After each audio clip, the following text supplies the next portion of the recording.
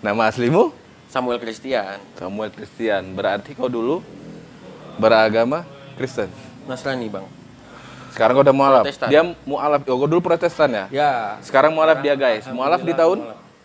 Tahun 2018 awal. 18 awal. Bolehlah kita sedikit ngomong ya. Boleh lah, Bang. Berarti Aku 2018. pokoknya senior Deddy Kobujir lah. Iya, senior. Jadi lebih duluan aku. Iya, benar-benar. Mualaf juga ada senioritas. Nah, kenapa kau tiba-tiba menjadi mualaf? Apa karena ada tujuan tertentu? Apa karena mau merit? Enggak sih, Bang. Oh. Jadi aku tuh dari keluarga yang memang betul-betul Bhinneka Tunggal Ika lah. Opung aku apa namanya tuh Opung, kau ada marga rupanya? dari mama. Oke. Opungku itu orang taat lah sama Nasrani Protestan. Nasrani. Jadi ceritanya papaku Muslim. Mamamu? Papa Muslim waktu itu nikah sama mama juga mualaf. Tapi ya ada trouble apalah itu. Bisa. Jadi aku kecil aku ikut mama. Mama balik lagi. Balik ke agamanya. Ya, Ikutlah kau. Karena satu dua hal itu ya mama mungkin merasa kurang dibimbing lah gitu kan. Sama papa terakhirnya aku ikut sama mama gitu. Namanya masih kecil ya, Bang ya. Berapa bersaudara kau? Aku anak satu-satunya. Anak sendiri. Ikut sama Ya, ikut mamamu. mama. Oke. Anak satu-satunya udah gitu mama juga nggak nikah lagi kan. Ya udah aku ikut. Akhirnya aku pindah nih ke Aceh. Pindah ke Aceh. Sebelumnya aku juga ketemu calon istriku nih di Medan, sama-sama lah satu kerjaan lah. Ketemu sama calon istriku. Sebenarnya kalau misalnya dibilang faktor mau nikah enggak sih rasaku. Karena aku cari tahu, Bang. Kulturnya juga mama gue 6 bersaudara. Adik sama kakaknya mualaf. Jadi kulturnya itu kan memang kami udah jadi kayak keluarga yang memang betul-betul saling menghargain. Pada saat Natal ya mereka datang ke rumah Opung, ke rumah kami waktu Natalan, ya waktu Lebaran juga ngumpul. Jadi kayak gitu, Bang. Jadi kayak hal-hal mungkin kalau misalnya aku nggak tahu, aku udah tahu duluan gitu. Bukan berarti aku awam nih kan, kadang ada orang mualaf yang awam. Jadi keluarga kami itu kayak saling menghargain lah kepercayaanmu, kepercayaan ini, kepercayaan itu, semua kami saling menghargain. Jadi aku dengar kakak-kakak sepupu aku, karena aku deket-deket kan semua sama kakak-kakak sepupu aku, abang-abang sepupuku. Jadi aku kayak apa namanya tuh, kayak ngelihat orang tuh ngaji. Nah, orang tuh ngaji juga yang ngajiin itu opungku, maksudnya bukan ngajiin, panggil guru ngaji. Ayo ngaji, jangan sampai nggak puasa. Opungmu yang manggil ya? Iya, opungku yang apa? Benar-benar menghargai ya? Saling menghargain lah. Padahal opungku sendiri kan orang-orang yang apa namanya tuh, Sintua gerejanya di belakang, gereja KBP. Telkom. Jadi memang diajarin dari kecil saling menghargai. Apa tadi, sorry? Sintua? Sintua. Sintua itu apa? Sintua itu dia, aku nggak tahu spesifiknya, tapi Sintua itu kalau misalnya seandainya kalau kayak struktural gereja di bawah pendeta lah gitu. Oke. Nah, kayak gitu. Jadi opungku yang ngajarin kayak gitu, opungku juga nggak intoleran sama apa.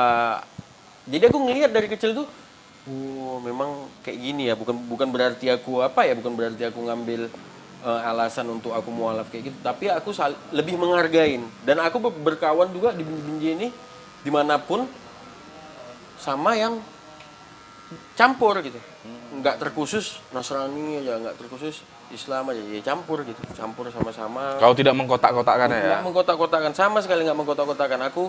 Aku juga, ini aku cerita nih, aku pernah tinggal tempat Bang Ipul. Lama kau tinggal Pak dah? lumayan lama, setahun 2 tahunan gitu. Aku tinggal juga tempat OJ Hexa. Aku tinggal juga tempat kok. Jadi aku agak ada kemarin nggak masalah sih. Pokoknya SMA aku agak bandel lah gitu. Jadi aku keluar rumah, aku tinggal tempat orang itu. Kalau misalnya orang tuh berpikir, oh Semi ini Kristen nih, Kristen. Nasrani atau apa, pasti orang tuh nggak bakal terima. Iya, Bang. benar sih. Kotor lah atau inilah itulah, pasti orang tuh nggak. Ini orang tuh ngerangkul aja. Aku tinggal tempat koa. Pokoknya pindah-pindah lah, nomaden. Waktu SMA bang, aku pindah-pindah ke sana-sana, tinggal tempat Bang Ipul, kadang tempat Oji, kadang tempat apa namanya tuh, Tamimi, ada dulu mantan vokalis Biskuit. Semua aku sampai aku ditawarin sama orang tuanya Bang Tamimi itu, dia cerita kalau misalnya seandainya kau mau mualaf, bapak biayai kuliahmu. Sampai segitunya bang. Tapi aku waktu itu masih Belum ya? belum lah pak gitu, masih ya udahlah. Bang Ipul juga sama kayak gitu. Ini aku sebut nama Bang Ipul ya, biar Bang Ipul nggak sedih. Cih. Tidak melupakan Cih. Semi ingat nama Bang Ipul dan teman-teman yang lain. Udah gitu kan bang, ini upload ya bang, jangan dipotong-potong. Ya, pastilah. Aku nggak mau, males aku potong-potong. Apa adanya aja udah. Udah gitu aku tinggal dimanapun. Bang Ipul juga, aku deket sama ibu, deket sama bapak. Dia bilang, oh, inilah ikut sholat gitu. Belum lah bu gitu kan. Jadi aku dikuatkan sama calon istriku ini. Kalau seandainya mau sama-sama, ayo kita sama-sama belajar. Tapi kan aku udah nggak hal yang awam lagi sama aku bang tentang Islam kan. Alhamdulillahnya bang, itulah jalan tadi. Aku dipindah tugas ke Banda Aceh. Yang memang betul-betul kulturnya itu kental sama hal itu. Jadi ibaratnya kalau di sana tuh kayak kita nih ngopi, ajan, ya sholat dulu. Pas ajan, maksudnya kalau ada kan orang mulur-mulur waktu atau apa. Sana nggak bang? Anak-anak muda ya kayak kita nih, kayak kami lah, bang kan nggak muda-muda kali kan. Maksudnya kayak kami langsung sholat, udah gitu. Ya pokoknya karena kulturnya itu, jadi aku makin apa namanya tuh, makin tahu lah, oh Islam itu sebenarnya toleransinya kuat. Islam itu sebenarnya membuat kita tuh bersatu lebih bagus. Islam itu membuat stigma-stigma yang kadang keras atau kasar itu sebenarnya enggak. Tergantung orang ya kan? Tergantung orangnya lah pasti. Jadi aku belajar dari situ, kawan-kawanku bang di sana. Aku kan di sana tuh datang tetap masih Nasrani nih. Di sana aku diterima bang dari komunitas tadi, orang-orang komunitas terima. Akhirnya aku punya banyak kawan, diterima aku sangat baik. Kalau orang kan ngelihat Aceh itu kayak gini, Aceh itu cambuk apa, sebenarnya enggak gitu. Malah aku orang yang minoritas ke sana diterima waktu itu ya, diterima. Padahal kan harusnya orang itu berhak kalau nggak mau berteman Ya, sama aku. benar. Orang tuh berhak, dan aku pun berpikir, oh ya udah nggak apa-apa gitu kan. Maksudnya aku minoritas dan aku sadar diri pada waktu itu. Tapi orang tuh nggak, orang tuh tetap merangkul. Apalagi setelah aku cerita, aku pengen belajar nih masalah ini. Wah diajari bang, diajarin hampir semua kawan aku sangat support. Jadi kulturnya di sana itu yang membuat aku lebih nyaman. Aku sumpah demi Allah sampai sekarang aku rasaku Banda Aceh itu sangat banyak buat pelajaran religi tentang Di hidupmu? di hidupku sama aku ya. Kayak orang-orangnya yang memang betul-betul support, orang-orangnya ya. Alhamdulillahnya lagi aku punya mama yang memang betul-betul out of the box. Kalau kadang kan orang langsung blocking gitu. Iya, benar. Oh, kau anak yang kurang tahu diuntung kau, aku udah apain. Tapi mamaku cuma pesannya satu bang, apa yang kau yakinin sekarang itu yang harus kau jalanin, jangan sampai kau lalai, karena dia punya masa lalu Seperti yang kayak itu gitu juga, bang. ya, benar. Jadi apa yang harus kau jalankan, sholat. Aku telepon dia, ceritanya aku cerita ke dia itu, aku telepon bang, ayo mah datang main ke Banda Aceh. Mamaku udah 2 kali ke sana, tapi waktu aku mualaf itu aku nggak bilang memang. Oh, kau belum kasih tahu dulu? Belum, seminggu setelah itu aku baru telepon, mah pesanan tiket ya, biar mama datang ke Banda Aceh, kita cerita sini. Oh ya udahlah, mama pun suntuk di Medan. Ke sana aku cerita, Bang. Aku ajak ngedit aja gitu kayak pinggir pantai. Memang betul aku cerita di pinggir pantai. Ya udah, habis itu dia bilang kayak gitu, Bang. Malah aku terenyuh hatiku, Bang. Rasaku dia yang udah besarin aku tanpa emblem-emblem ayah. Kan kadang si anak ini eh, kuat gara-gara bapak. Sorry, orang tuamu pisah tahun berapa? Aku kecil, Kau ingat engkau umur berapa? setahunan lah kalau Umur setahun umur kau sebelum, setahun. iya. Jadi Berarti mamamu bener-bener fight kayak fight, sendiri. Bang. Makanya itu aku salut, Bang. Salut, salut, salut. Jadi dia bisa menerima anaknya yang dari kecil tuh. Makanya aku deket kali sama deket personal tuh sama opungku tuh memang deket, sangat-sangat dekat. Jadi mamaku itu ibarat kerja keras sekali lah untuk biayain aku sekolah sampai aku tamat SMA. Dan nyokapmu nggak mau merit? Enggak, fokus dia sama anaknya. Sampai aku sekarang ini. Ya alhamdulillah ya belum sukses-sukses sekali sih, tapi sukses kan punya versi masing-masing ya, Ya Bang. benar sih, yang penting mensyukuri ya. Ya, yang penting mensyukuri. Kalau kita cerita sukses untuk banyak uang, mobil banyak ya susah kan. Kan kalau versi aku sukses itu bisa menghidupkan mama aku secara normal seperti biasanya, itu udah sangat-sangat bersyukur aku. Oke, lanjut yang ke pantai tadi. Jadi balik lagi ke pantai aku cerita sama mamaku, "Ma, Semi udah ini apa namanya tuh? Mualaf. Udah mualaf gini. Kayaknya juga Semi bakal nikah sama si Lija, istri aku yang sekarang gini. Ya udah diyakininya. Dia ngiyakinin aku tentang apa namanya tuh? Tentang mualaf. Maksudnya dia itu meyakinkan bukan bahwasanya dia benci atau apa, dia meyakinkan dia punya masa Ya. lalu yang sama sepertimu. Jangan sampai masa lalu aku terulang samamu. Itu yang harus kau ingat. Kalau misalnya kau udah ngambil keputusan besar, jangan sampai keputusan besarmu itu jadi bumerang buatmu. Makin semangat lah aku, Bang. Maksudnya makin aku tahu, kayak dipermudahkan aja sama Allah tuh jalanku. Maksudnya nggak ada hal yang sulit, Bang. Alhamdulillah kali, Bang. Jadi aku nggak ada, maksudnya kontroversi sama keluarga mamaku. Keluarga mamaku kan banyak yang Nasrani. Yang nggak ada. Mamaku backup. Itu memang udah jalannya, dia dewasa dan dia punya hak untuk memilih apa keyakinannya. Best. Jadi sampai aku tuh nganter dia ke bandara, udah mau pulang lah kan. Sampai nangis aku, Bang. Maksudnya orang tua mana gitu yang dia punya anak satu-satunya bisa ngerelain anaknya satu-satunya ini untuk beda keyakinan sama dia. Keren berarti nyokap. Ya dari dia Tapi dia fight keren. sendiri, ya keren lah. Mungkin dia ngikut opung aku, bapaknya. Dia ngikut cara yang kayak gitu. Karena dia punya pengalaman mungkin kan tentang dia juga pernah mualaf. Opung aku bisa nerima apa adanya gitu. Tanpa mengurangi sisi lain. Jadi itu perjalanan aku mualaf, tapi aku nggak mau cerita sama orang lain atau apa tentang, maaf nih Bang, maksudnya kadang ada orang yang udah mualaf menceritakan keburukan agama yang sebelumnya. Nah, Aku itu nggak fair. Aku nggak tipe yang kayak gitu karena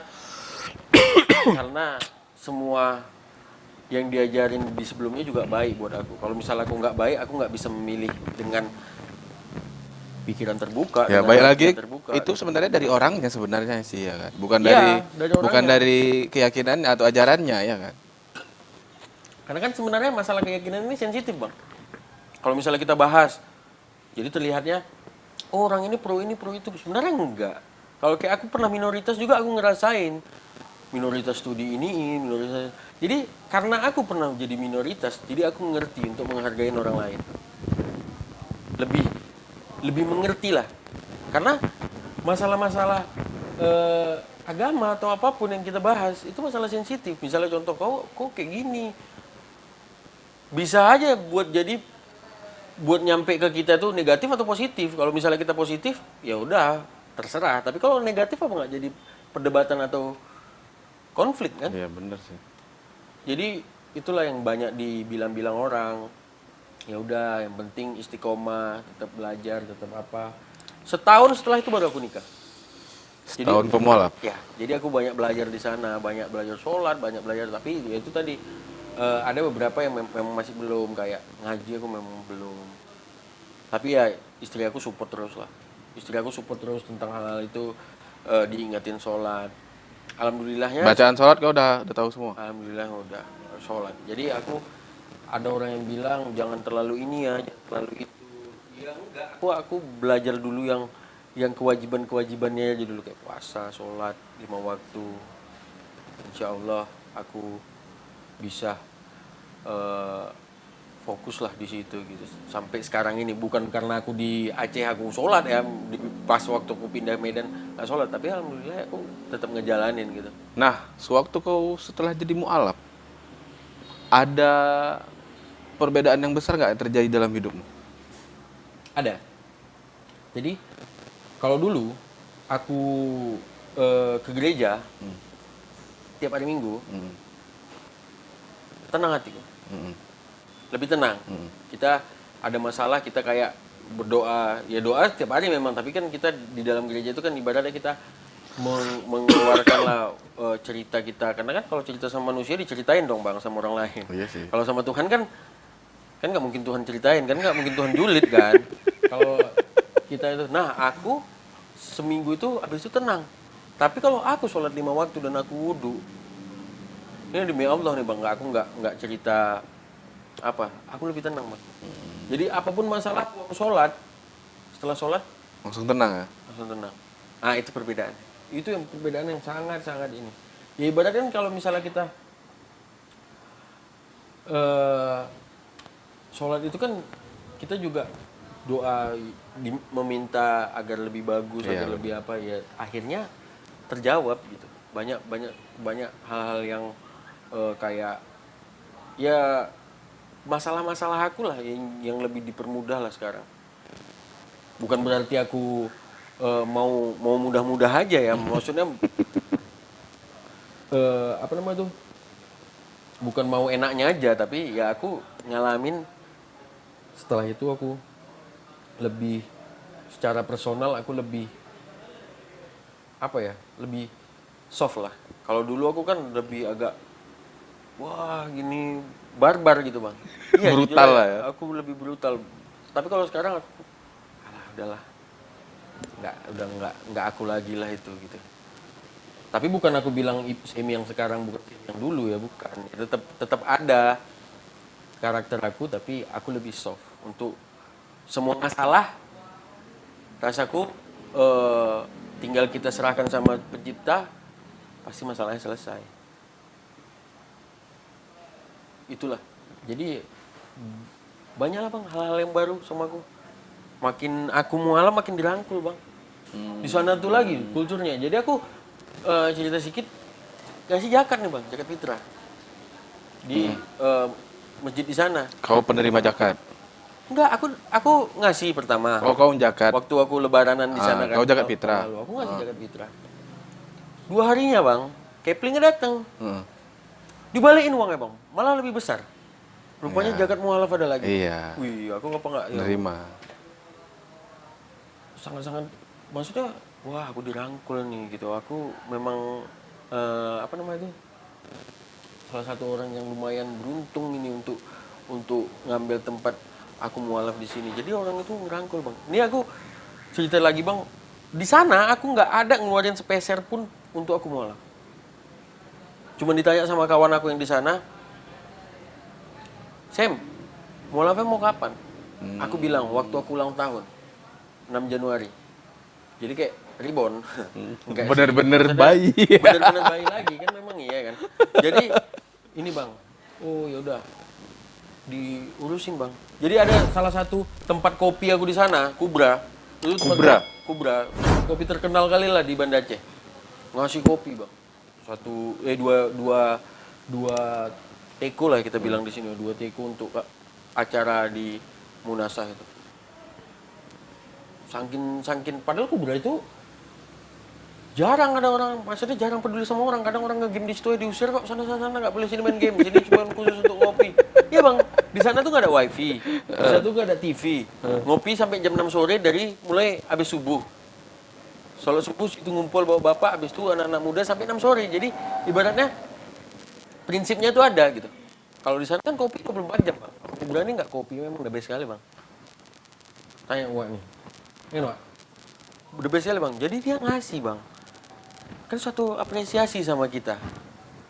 Waduh, dikasih aku kopi Kubra yang enak itu, dikasih untuk hajatan aku yang mualaf ini. Disupport aku sama orang itu. Nggak ada aku bayar spesial pun bang. Malah aku dapat banyak sarung, dapat sejadah aku, dapat baju koko. Jadi bersyukurnya itu memang tingkat tinggi lah waktu itu bang. Kalau ujian yang kau dapat ada? Ujian berat gitu? Ada. Seperti? Kalau ujian yang sangat-sangat berat, rasaku semua ujian berat. Menurut aku ya, walaupun hal kecil. Karena setiap ujian itu ya ibarat kalau kayak kita ujian sekolah pasti mau naik kelas kan. Banyak hal-hal yang ku dapat, tapi aku nggak terlalu meratapin gitu. Nggak terlalu, aduh kok kayak gini kali lah aku. Ya itu tadi bang, pada saat aku dapat ujian itu, aku sholat. Alhamdulillah ada jawabannya. Makanya kalau orang bilang itu pada saat ujian aja sholat, rasaku salah. Sangat-sangat salah. Lebih bagus kita sholat aja terus, konsisten aja udah. Konsisten sholat. Jadi setiap apa ujian yang kita hadapin, mau besok, kita udah siap. Karena manusiawi bang, nggak pernah nggak dapat ujian bang. Nggak mungkin nggak ada masalah Iya, ya nggak kan? mungkin nggak ada masalah, nggak mungkin. Mati pun bermasalah kok. Mati pun bermasalah. Iyalah, mati pun bermasalah. Makanya kalau kayak aku gitu, rasaku yang penting konsisten. Mau sebejat-bejat apapun kau, kalau misalnya kau bisa mampu untuk konsisten untuk sholat, ada aja jalan keluarnya. Karena sholat itu meluruskan segala hal. Yang penting jangan tinggalkan 5 waktu ya. Iya. Belajar sih aku bang, masalah-masalah kayak gitu bang. Maksudnya awal-awal aku susah untuk kayak kadang kan aku kerja tuh kayak waktu sholat zuhur atau asar aku sulit gitu kan, atau subuh aku sulit. Ya pelan-pelan sih bang belajarnya. Aku buat alarm dulu awal-awal untuk mengingatkan. Aku download. Itu nggak diajarin ya bang? Itu nggak diajarin. Aku sholat setelah aku malam aku sholat. Kan nggak tahu nih gerakan-gerakannya. Jadi di depan tempat aku kerja ada masjid. Setiap hari aku konsisten di situ. Kau ngikutin? Ngikutin. Tapi kau belum tahu bacaannya? Belum, awal-awal. Kan belum tuh kan. Tapi aku sembari belajar. Pada saat zuhur aku ngikutin apanya. Ya pelan-pelan bang. Kadang ya waktu aku sholat aku nengok kiri kanan. Oh udah bangkit. Oh ada, baru kadang ada doa kunut. Kalau di sana kan ada tuh kan. Di Masjid Baitur Rahman tuh kan. Kalau misalnya subuh. Karena ada doa kunut. Ya aku pelajarin lah bang. Maksudnya jangan cepet-cepet kali lah. Nanti udah gini. Malu pula nengok kiri kanan. Oh ini baru naturalisasi nih anak nih, gitu. Iya kan? Naturalisasi nih baru kali nih gitu. Ya tapi adalah kebanggaanku sendiri bang. Aku lebih senior lah daripada Deddy Corbuzier itu yang gue bilang.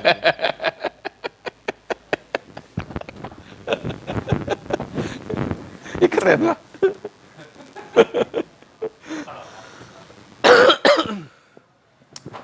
Ya pasti tanggal lahirmu memang di Islam itu kalau mu'alaf dosanya hilang. Ya. Dia seperti bayi lagi.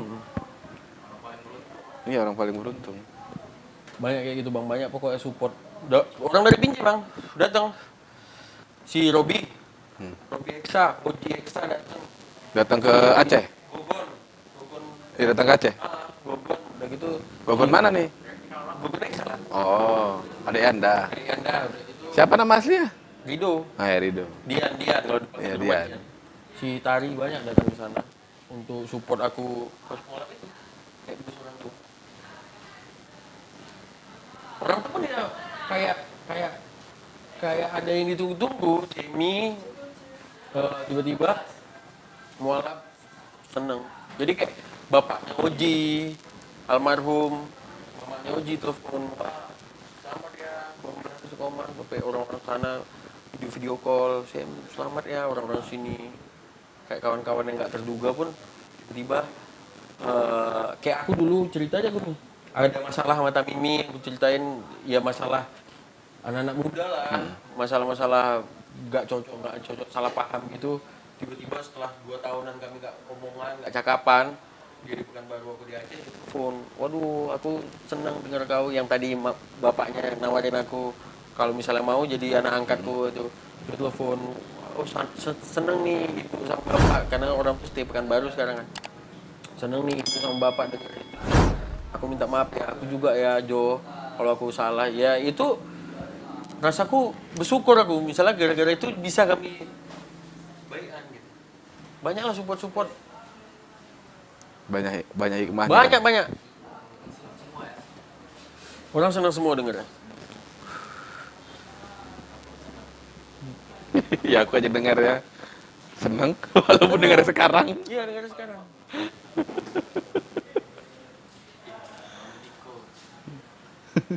Semua, aku bukan bilang semua muslim, enggak. Semua makhluk, semua manusia di bumi ini pasti dikasih hidayah sama Allah. Iya. Walaupun apapun keyakinannya, tergantung orangnya mau nerima hidayah itu apa enggak. Itu aja. Jadi sewaktu hidayah itu datang, ambil. Ya macam-macam, kayak aku yang memang muslim dari orang tua. Waktu remaja itu berapa kali dikasih hidayah. Kasih hidayah. Karena nggak selamanya juga jalanku lurus. Kalau udah belok kali dikasih hidayah. Kadang ada apa nama istilahnya? Istidraj. Istidraj itu kenaan. Kita nyamannya itu tapi sebenarnya lari. Jadi istidraj itu kenyamanan kita dilarikan itu nanti. Maksudnya Aku dengan kenyamanan itu. baru bahas tentang mualaf nih di sama abang nih bang. Sini ya. Iya. Beruntung Jadi, aku gak tadi. Iya, alhamdulillah, mudah-mudahan ya bang. Banyak viewers kita banyak. Tapi ya itu aku baru cerita di biasanya aku cerita sama beberapa orang aja. Kadang kan orang tanya kenapa kok semalam. Ada juga yang ya ada yang negatif bilang karena aku mau nikah kan, aku kurang sering gitu. Maksudnya pada saat aku mualaf itu disupport dulu lah. Gitu. Maksudnya jangan langsung dijudge karena aku mau nikah ya, kau jangan mempermainkan agama ya gitu. Makanya tadi ku tembak biar kau jelaskan. Iya. Jadi biar orang paham. Jadi orang paham. Ternyata jaraknya jauh itu kan. Jauh. 1 tahun bang. Ya jauh lah. Karena aku mempersiapkan diri juga bang. Jadi imam itu bang, kan nggak mudah bang. Iya sih. Jadi imam itu ya bukan cuma hanya imam sholat kan, imam membawakan diri untuk yang jalan lebih bagus. Ya kalau kayak aku urak-urakan ya pasti cerminan dari istri aku juga gitu kan. Rasaku sih kayak gitu, bukan aku sok tua ya bang. Maaf ya bang. Ya enggak lah, memang benar. Nggak kena, abang kan lebih berpengalaman masalah nikah-nikah nih. Tapi kan maksudku, berasaku ya kayak gitulah. Jadi aku bisa mengimanin juga sama si Lija juga. Jadi Lija pun aku support juga masalah ini itu mengingatkan gitu.